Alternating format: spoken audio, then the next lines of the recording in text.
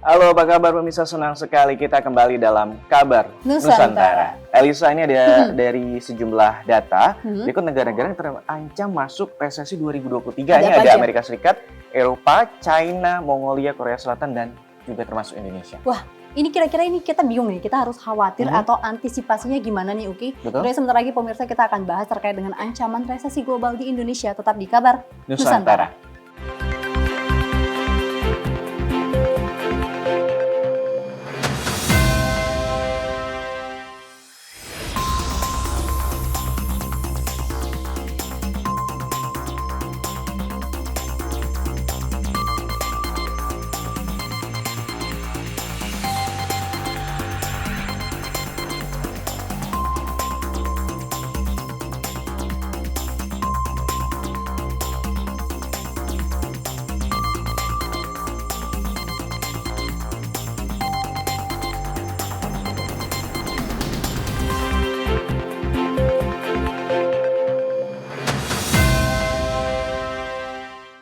Halo, selamat siang pemirsa. Senang sekali bisa kembali menyapa Anda. Tentunya bersama saya Elisa Purba, juga ada rekan saya. Dan dengan saya Suki Abdul. Seperti biasa dalam Kabar Nusantara. Kali ini kita akan membahas terkait dengan bagaimana nih resesi ekonomi di depan mata. Sudah bersama dengan saya para narasumber kita, pastinya Bapak Kamrul Samad, anggota Komisi 11 DPR RI dari fraksi Partai Gerindra, Daerah Pemilihan DKI Jakarta 3. Selamat pagi, apa kabar? Selamat pagi Mas Uki. Sehat ya Bang? Alhamdulillah sehat. Dan juga pastinya bersama dengan kami Mas Fitra Faisal Astiadi, Executive Director of Next Policy, dan juga sekaligus ekonom dan juga dosen dari FEB UI. Selamat pagi Mas Fitra, apa kabar? Selamat pagi Mas Uki. Sehat ya? Kabar selamat sehat, Mbak Elisa. Sehat, Alhamdulillah. Dan tentunya pemirsa kita juga sudah mendengarkan bahwa ada pemberitaan ataupun isu yang kita dengar ya Uki, bahwa tahun depan Indonesia ini menerima ancaman resesi global. Nah, mungkin ini menjadi kekhawatiran ya, menimbulkan kekhawatiran mungkin juga untuk pemirsa yang di rumah, mungkin ada juga pemilik bisnis dan lain-lainnya. Tapi ada juga yang mengatakan bahwa Indonesia sebenarnya cukup tangguh nih untuk menghadapi ancaman resesi. Nah, mungkin kita pertama ke Mas Fitra dulu nih. Kira-kira bagaimana pandangannya dari ada ancaman resesi melihat pertumbuhan ekonomi kita ataupun kondisi ekonomi kita hingga sampai kuartal saat ini? Ya, jadi mengenai probabilitas terjadi resesi tahun depan ya, meskipun memang dunia penuh gejolak, tetapi kita sebenarnya masih agak tahan gedor ya. Salah satu survei dari Bloomberg kepada para ekonom yang mana kita terima secara rutin ya, itu mereka menanyakan mengenai probabilitas secara kualitatif potensi resesi di tahun depan ya untuk beberapa negara. Nah, Indonesia ini cuma 3% probabilitanya ya. Kalau dibandingkan dengan Sri Lanka 85%, Malaysia 13%, Thailand 10%. Di regional Asia ini yang termasuk yang paling rendah begitu kan, dan Indonesia termasuk yang juga yang sebenarnya kalau kita bicara probabilitas tentu selalu ada, tetapi ini kecil sekali. Kenapa? Karena kalau kita masuk lagi ke terminologi resesi. Resesi itu apa sih? Resesi itu adalah ketika pertumbuhan ekonomi kita negatif 2 kuartal berturut-turut. Pernah nggak kita mengalami resesi? Pernah. Tahun 98 ya, minus 13%. Bahkan tahun 2020 di kuartal ke-2-nya kita minus 5,3%, diikuti lagi dengan kuartal ke-3-nya minus 3,49%, lanjut lagi di kuartal ke-4-nya minus 2,17%. Ya, dan di awal tahun 2021 minus 0,71%. Artinya kalau kita lihat dari kuartal ke kuartal ini sudah masuk wilayah resesi. Tetapi kita melihat bahwa setelah itu ada bouncing ya, dan kemarin itu kita kuartal ketiga tumbuh 5,7%, ya. Dan ini melanjutkan di kuartal kedua yang sebelumnya 5,4% year on year. Nah, dalam kondisi ini saya rasa kondisi kita masih jauh dari resesi, dan bahkan kemarin juga BPS baru mengumumkan data perdagangan internasional kita surplus lagi selama 30 bulan berturut-turut. Gitu ya. Nah, artinya apa? Artinya kalau kita lihat dari sisi indikator-indikator makro kita memang cukup kuat. Meskipun tentu ya pesan dari Pak Jokowi ada 2.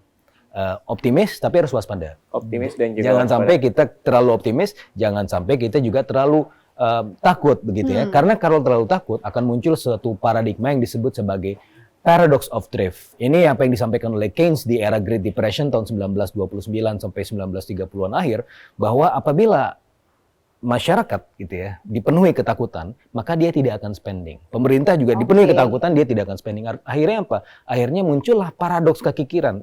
ekonomi tidak berjalan. Nah, makanya harus dinaungi oleh optimism supaya apa? Supaya orang masih terus beraktivitas. Oke, kalau dari Komisi 11 sendiri bagaimana Pak melihat bagaimana kondisi ekonomi hingga memasuki kuartal keempat? Kalau misalnya ini data kan baru keluar kuartal ketiga terakhir, kita sudah memasuki kuartal keempat. Kalau misalnya Pak Kamru Samad sendiri melihat sejauh ini, apakah Indonesia juga akan mengalami hal yang serupa dengan negara-negara Eropa yang sudah mengumumkan terjadi ataupun juga terjadinya resesi di negaranya?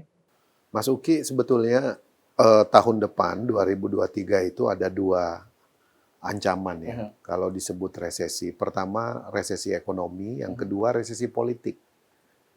Karena resesi ekonomi akibat disrupsi supply dan demand di tingkat global, lalu kemudian resesi politiknya kita memasuki tahun kontestasi. Artinya apa? Variabel domestiknya juga harus dijaga dengan stabilitas politik. Walaupun fundamental ekonomi kita cukup baik sampai dengan kuartal ketiga, khususnya berkaitan dengan konsumsi rumah tangga yang menyumbang 50% sekian di kuartal ketiga dari pertumbuhan kita, menunjukkan bahwa keadaan ekonomi masyarakat itu relatif stabil, walaupun belum sepenuhnya pulih. Karena itu yang harus dijaga. Kalau tahun ini relatif kita akan aman dari resesi.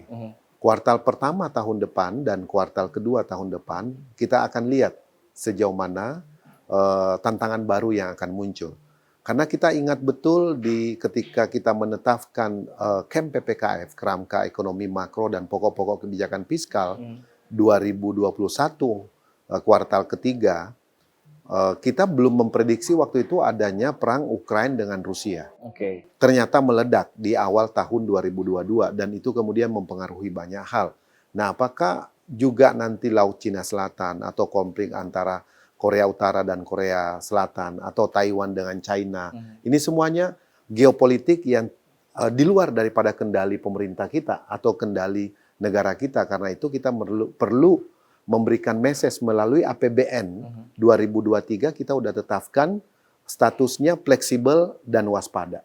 Jadi fleksibel dan waspada artinya kita berikan mandatori kepada pemerintah untuk bisa adaptif terhadap tantangan yang bisa jadi akan muncul di 2023. Tantangan baru itu bisa saja muncul jika terjadi eskalasi konflik antar negara di beberapa benua. Yang kedua bisa juga misalnya karena ini adalah masuk musim dingin di beberapa negara, maka kebutuhan pangan, kebutuhan energi di beberapa negara juga akan terhambat. Nah, untuk dalam negeri kita harus memastikan food security dan energy security. Dua ini yang harus kita jaga supaya social unrest bisa kita hindari. Kalau kebutuhan masyarakat ini betul-betul bisa kita jaga, supply bisa kita pastikan distribusinya lancar antar pulau, maka saya yakin dan percaya stabilitas kita bisa jaga dan kemudian pertumbuhan ekonomi khususnya konsumsi dan daya beli masyarakat bisa kita terus jaga supaya ada peningkatan. Nah, beberapa akselerasi kebijakan untuk 2023 misalnya untuk mendorong pertumbuhan ekonomi khususnya sektor real, kita menaikkan angka kredit usaha rakyat alokasinya di 2023. Yang lebih dari 400 triliun nanti di 2023. Ini kan satu political will dari otoritas fiskal kita untuk memberikan subsidi bunga terhadap KUR dan juga penjaminan. Supaya masyarakat, khususnya pelaku usaha kecil itu betul-betul bisa terjangkau secara maksimal dan menjadi penggerak masyarakat. Oke, kalau misalnya itu ini berarti kita cukup optimistis ya terkait dengan melihat bagaimana tahun 2023 kalau misalnya tadi Pak Kamru Samad mengatakan terkait dengan bagaimana ada politik dan juga ekonomi di tahun 2023 mendatang. Tapi sebenarnya langkah-langkah yang sudah dilakukan ataupun yang akan dilakukan pemerintah sejauh ini untuk pun nantinya bisa menghadapi resesi ekonomi di 2023 seperti apa? Jangan kemana-mana, tetap di Kabar Nusantara.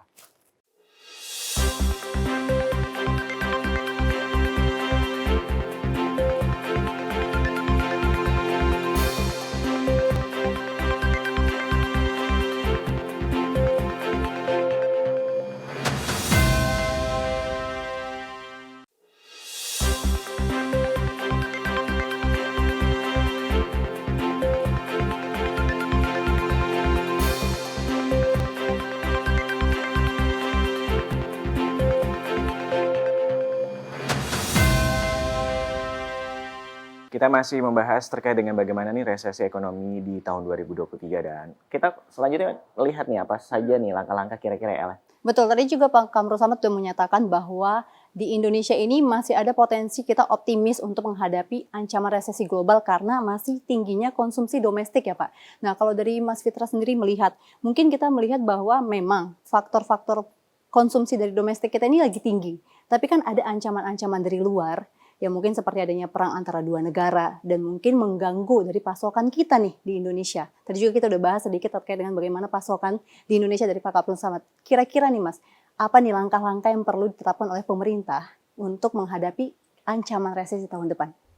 Iya, saya melihat ya bahwa ancaman itu memang sebenarnya untuk Indonesia, kalau kita bicara mengenai keterlibatan Indonesia dari jaringan rantai produksi ini kan kita cukup tertinggal. Tetapi di sisi yang lain ini menjadi blessing in disguise. Ketika yang lain terdampak, kita tidak terlalu besar. Meskipun demikian PR-nya adalah bagaimana kita melibatkan diri dari jaringan rantai produksi global sehingga apa? Sehingga nanti kalau yang lain tumbuh kita juga ikut-ikutan tumbuh. Karena periode resesi atau gejolak itu sebenarnya kan cukup singkat dibandingkan dengan periode tumbuh gitu ya. Itu salah satu blessing in disguise-nya ya, meskipun itu menjadi PR kita juga. Nah, apa yang dilakukan oleh pemerintah?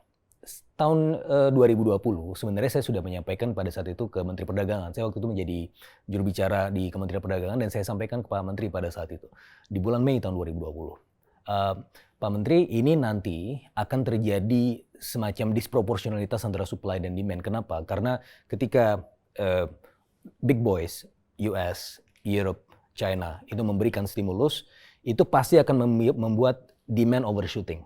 Ya, jadi permintaannya melonjak. Yang mana itu bagus untuk pertumbuhan ekonomi. Tetapi di sisi yang lain, supply-nya karena masa pandemi ini banyak yang kemudian tertunda ya, masa tanam tertunda, pabrik itu kemudian harus berhenti beroperasi dan segala macam sehingga supply-nya tidak mampu untuk mengejar kecepatan dari demand.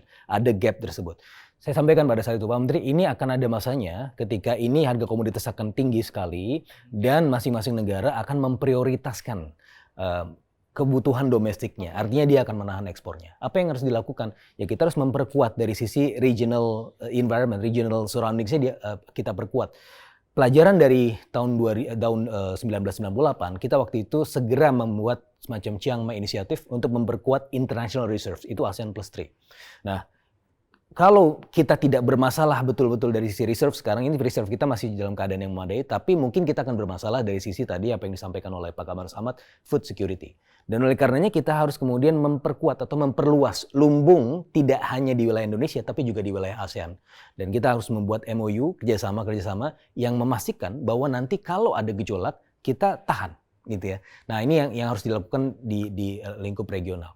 Yang dilakukan secara fiskal, ini kita juga bisa melihat kemarin bagaimana penyesuaian atau konsolidasi fiskal ketika ada tekanan dari sisi energi, maka ini diprioritaskan untuk yang benar-benar membutuhkan gitu kan. Nah ini juga salah satu cara untuk membuat APBN tersedia pada saat-saat yang memang betul-betul dibutuhkan. Nah tahun 2023 nanti APBN akan berfungsi sebagai shock absorber ya ketika nanti memang ada gejolak ya tadi seperti yang disampaikan Pak Kamrul Samad ada fleksibilitas ya di situ untuk kemudian memberlakukan diskresi fiskal yang tujuannya adalah untuk membantu perekonomian. Oke, kalau misalnya tadi Mas Fitra juga menyatakan terkait dengan bagaimana, Pak Kamrul Samad juga mengatakan terkait dengan bagaimana anggaran 2023 ini akan fleksibel. Tapi kalau misalnya salah satu hal yang bisa kita lihat juga sejauh ini adalah sudah ada ancang-ancang sejumlah PHK massal terhadap sejumlah perusahaan ataupun juga pengusaha ataupun juga bidang tertentu nih Pak. Kalau misalnya melihat itu bagaimana nih Pak langkah-langkah yang sudah dilakukan oleh pemerintah saat ini maupun juga langkah-langkah ke depannya untuk bisa meminimalisir setidaknya ataupun juga mengantisipasi adanya banyaknya PHK massal seperti itu Pak. Mas Uki memang salah satu yang selalu kita sorot ke pemerintah adalah pertumbuhan ekonomi yang berkualitas. Apa artinya berkualitas? Harus kelihatan impact pengurangan angka kemiskinan dan pengangguran. Bahwa 1% pertumbuhan ekonomi mampu membuka lapangan kerja sekian ratus ribu orang. Kemudian mampu mengangkat atau mengurangi angka kemiskinan. Itu yang belum kelihatan. Contoh misalnya, angka kemiskinan ekstrim di Jawa Tengah, di Jawa Barat, Banten, Jawa Timur, itu malah stuck. Dalam arti tidak mengalami penurunan. Tetapi ekonomi kita tumbuh di 5,72 ya kalau tidak salah, 5,72 kuartal ketiga. Bahkan di Maluku Utara, ekonominya tumbuh 28%. Tetapi angka kemiskinannya tidak mengalami penurunan yang signifikan. Berarti ada disparitas antara pertumbuhan ekonomi dengan tingkat kesejahteraan masyarakat. Inilah sebetulnya yang menjadi concern DPR. Bagaimana sebuah kebijakan otoritas fiskal, bauran kebijakan dengan otoritas moneter, mikroprudensial, mampu kemudian menjawab. Contoh untuk fiskal, jangan sampai belanjanya di kuartal ketiga. Maka spending better yang digaungkan oleh Menteri Keuangan nggak hanya menjadi slogan. Kenapa? Karena dari segi manfaat, dari segi tepat sasaran, itu akan nanti dipertanyakan. Karena dia spendingnya di TKDD kita yang 700 triliun lebih termasuk dana desa di kuartal ketiga. Bahkan 1.200 triliun yang ada di KL dan pemerintah daerah di kuartal keempat masih belum terserap. Nah ini kan pertanyaan paling mendasar. Berarti ada sesuatu yang belum optimal sinkronisasi.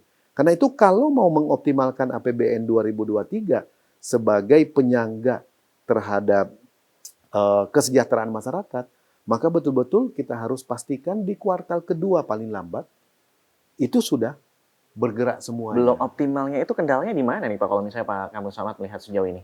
Nah, pertama, terus terang kita menemukan beberapa gejala yang kurang baik sebetulnya buat kita dalam arti mengejar pertumbuhan atau membuka lapangan kerja baru, yaitu adanya upaya pemerintah daerah itu menempatkan dana di perbankan atau di SBA atau di capital market. Ini kan yang harus kita jaga sehingga jangan sampai kemudian misi utama APBN untuk kesejahteraan masyarakat justru dipakai untuk mendapatkan keuntungan yang tidak menciptakan lapangan kerja baru di daerah-daerah. Oke. Itu concern kita. Karena itu kita minta supaya Dirjen Perimbangan Keuangan Daerah dan seluruh pemerintah daerah betul-betul melakukan supervisi pelaksanaan supaya penyerapan APBN kita itu paling lambat di kuartal kedua di tahun berjalan. Jangan di kuartal ketiga atau kuartal keempat Apalagi baru ngebut seperti itu ya Pak? Iya, dan itu masih kita temukan tahun ini. Oke. Padahal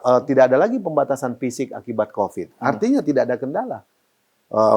Supervisinya rutin dilakukan setiap bulan oleh Kementerian Keuangan untuk bisa penyerapan APBN-nya lebih maksimal. Ya, bagaimana lalu keberpihakan pemerintah terhadap UMKM setelah jeda berikut, tetap di Kabar Nusantara.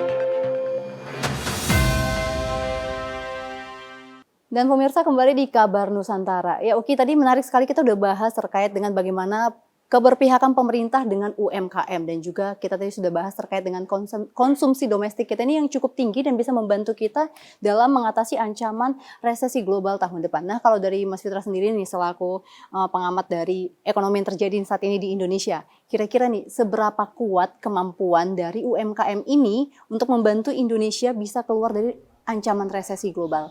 Ya, secara historis UMKM ini perannya kan sangat besar ya.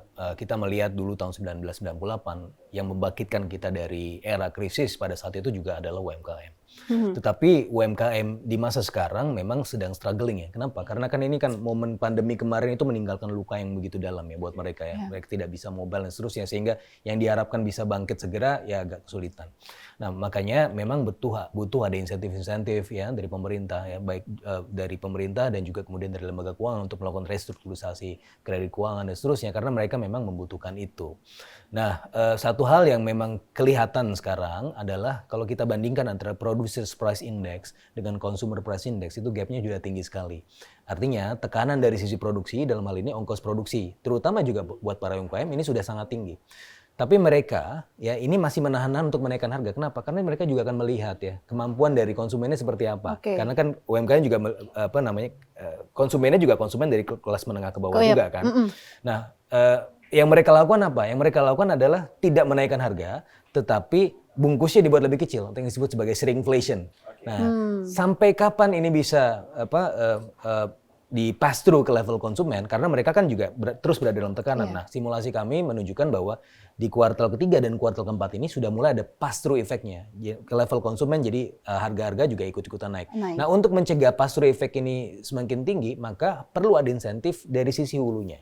Insentifnya apa? Insentif entah itu bayaran listrik industrinya, entah itu bayarin pegawainya di subsidi begitu kan, atau kemudian kredit mereka yang bermasalah selama 2 tahun terakhir itu direstrukturisasi gitu. Itu is easier said than done ya. Pak Kamarus sangat paling tahu sendiri bahwa di lapangan sulit sekali untuk melakukan restrukturisasi itu karena perbankan juga agak rigid dan strict begitu kan. Nah, ini kemudian harus dilakukan langkah-langkah yang lebih di-push lagi, lebih strategis sehingga kemudian UMKM ini memang bisa betul-betul terbantu gitu. Oke, kalau dari Komisi 11 sendiri kira-kira ada langkah apa nih Pak untuk akhirnya bisa bagaimana sebagai UMKM sebagai salah satu penopang penyokong ekonomi saat pandemi COVID-19 dan juga ini kalau misal pun terjadi resesi ekonomi di Indonesia, bagaimana langkah dari Komisi 11 dan juga stakeholder terkait untuk akhirnya bisa membantu UMKM kita Pak? Jadi Mas Uki, concern kita sebetulnya antisipasi masa berlaku restru bulan Maret 2023 yang akan berakhir. Yang dari awal COVID ya Pak berakhir. POJK 48 kalau nggak salah ya. Itu harus kita antisipasi mitigasinya seperti apa dan sudah kita ingatkan OJK untuk membuat satu rumusan kebijakan. Kemungkinannya opsinya bisa diperpanjang. Kalau diperpanjang tadi insentif apa yang harus diberikan ke industri dan juga pelaku usaha dan bagaimana model penyelesaiannya nantinya. Yang kedua, UMKM kita lihat dulu nih, mana yang sifatnya produknya komoditi ekspor. Kalau komoditi ekspor, maka berpotensi kita membangun ekosistemnya. Ekosistem untuk menjadi eksportir muda. Maka itu kita lakukan lean and match antara mulai dari Bank Indonesia yang mencoba mendorong pembangunan capacity building mereka, baik dari SDM, kemudian sampai lalu kemudian betul-betul produksinya itu layak untuk ekspor. Lalu kemudian untuk menjadi eksportir muda, kita linkkan dengan bea cukai. Sehingga mereka disupervisi oleh bea cukai supaya mereka nggak perlu khawatir dengan cara bagaimana menyiapkan administrasi untuk ekspor sebuah produk. Kemudian Bank Indonesia karena berkepentingan untuk memperkuat cadangan devisa kita dengan mendorong komoditi ekspor, maka kita minta Bank Indonesia yang ada di luar negeri, di Shanghai, di Tokyo, lalu kemudian di New York, di London, itu membuka market buat produk UMKM kita dengan membangun gerai-gerai butik. Sehingga lean and match-nya itu bisa terbangun. Kemudian dari segi permodalannya kita dorong yang mikro dan UM kecil dan menengah itu udah bisa di-cover oleh perbankan. Di ultra mikro itu kita dorong PNM, Permodalan Nasional Madani, bersama dengan PIP, Pusat Investasi Pemerintah, BLU di bawah Kemenkyu, untuk bersama-sama memperluas jangkauan. Nah, sehingga ini nggak mudah. Tapi kita sadar bahwa UMKM ini kontribusinya lebih dari 50% terhadap PDB nasional kita, bahkan lebih ya. Dan kita juga menyadari bahwa syarat untuk menjadi negara maju, Mas Uki, kita nggak mungkin terus bicara tentang small medium enterprise, kita harus bicara Indonesia Incorporate. Sehingga terintegrasi antara satu dengan yang lain, seperti beberapa industri yang ada di Jepang misalnya, atau di negara-negara maju. Karena itulah perlunya kita mempercepat akselerasi capacity building-nya terhadap UMKM kita. Karena itu Komisi 11 menyetujui beberapa penempatan modal negara tahun ini dan tahun depan dalam rangka pembangunan infrastruktur, karena konektivitas dalam negeri itu mendorong tadi efisiensi biaya produksi dan biaya distribusi dari pabrikan UMKM ke pelabuhan, sehingga tol ya konektivitas antar wilayah, antar provinsi kemudian bisa meningkatkan daya saing produk kita karena adanya efisiensi. Nah, yang berikutnya adalah impor bahan baku. Komponen produk kita yang masih menggunakan bahan baku impor. Bagaimana supaya kita bisa antisipasi sehingga industri-industri kita itu yang tadi Mas Uki khawatirkan ada PHK massal. Nah, inilah yang harus dipersiapkan pemerintah. Balai latihan kerja, kemudian skema permodalan harus dipersiapkan. Karena untuk mengantisipasi PHK, karena mungkin misalnya di industri tekstil, Mas Uki, yang dikhawatirkan banyak orang akan terjadi shutdown besar-besaran di industri tekstil, lalu kemudian PHK besar-besaran, ya BLK harus dipersiapkan, akses permodalan harus dipersiapkan, sehingga mereka didorong untuk membuka usaha baru.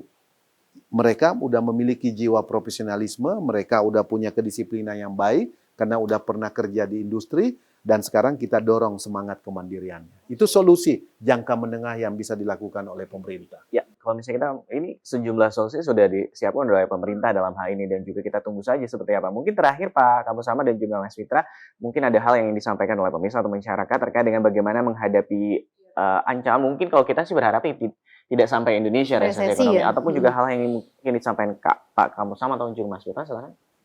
Mungkin ke masyarakat Pak, karena atau Mas Fitra, karena kan kita tahu bahwa ada nih masyarakat, juga pemirsa yang di rumah mungkin udah mulai merasakan, aduh kira-kira nanti resesi gimana nih gitu, apakah yang harus dipersiapkan, apakah harus investasi misalnya, atau lebih banyak kita untuk belanja atau bagaimana, dulu untuk belanja atau tahan tertentu dulu gitu nih, ya. jadi kita juga pengen tahu nih ya Uki ya.